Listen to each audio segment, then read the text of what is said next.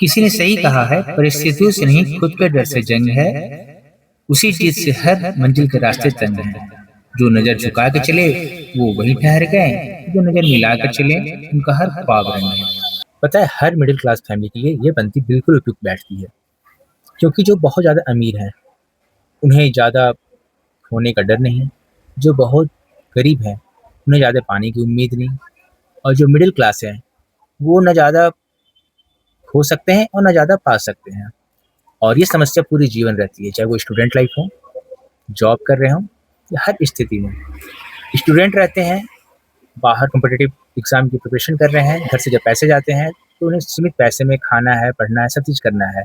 और जब लगने लगता है कि नहीं, नहीं अब एग्ज़ाम्स क्लिक हो जाएँगे, अब रिज़ल्ट आ जाएँगे, तो शायद समय इतनी देर भी हो जाती है कि बहुत बंदे को फिर वापस आना पड़ता है कि वो फैमिली अफ़ोर्ड नहीं कर पाते हैं, तो फिर वो अपने काम में लग जाना पड़ता है।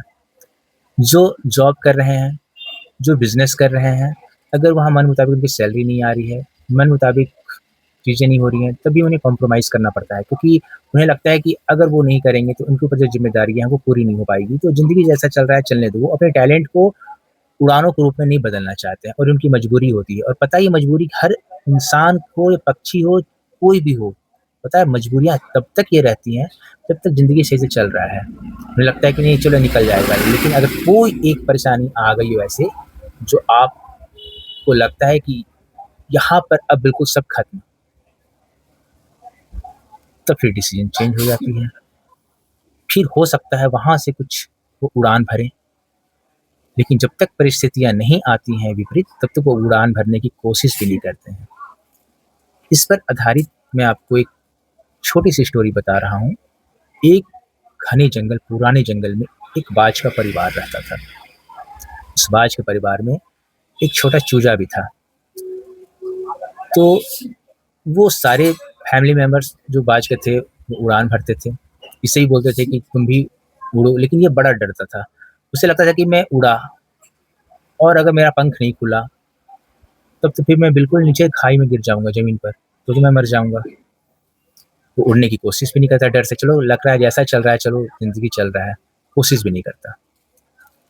एक बार उस जंगल में भयानक आग लग गया और उसके फैमिली मेंबर्स धीरे-धीरे आसमान में उड़ गए।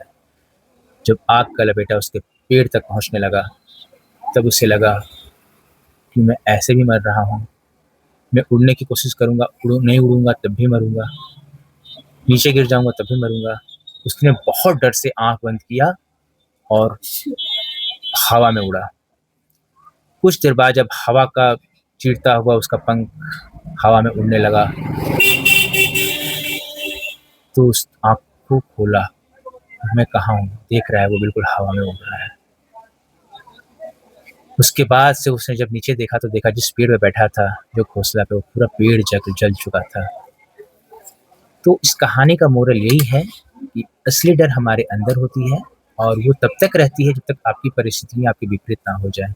जिस दिन परिस्थिति आपके विपरीत हो गई, आप वहीं से ये संकोच छोड़ देते हैं कि कोई क्या सोचेगा, क्या करेगा, कैसे चलेगा, फिर आप बिल्कुल नए पंख खोलकर उड़ने की कोशिश करते हैं।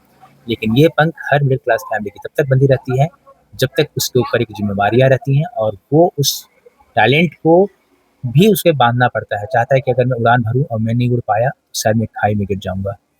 और वही कोशिश जो कर लेते हैं, टैलेंट उनका अनुसार पंख खोल लेते हैं, वो उड़ान भर लेते हैं, और बहुत नहीं खोल पाते हैं, ज़िंदगी वहीं बंधी रह जाती है।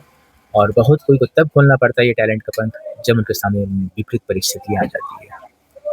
तो असली डर हमारे मन में होता है, जो कहीं न कहीं सही भी होता है।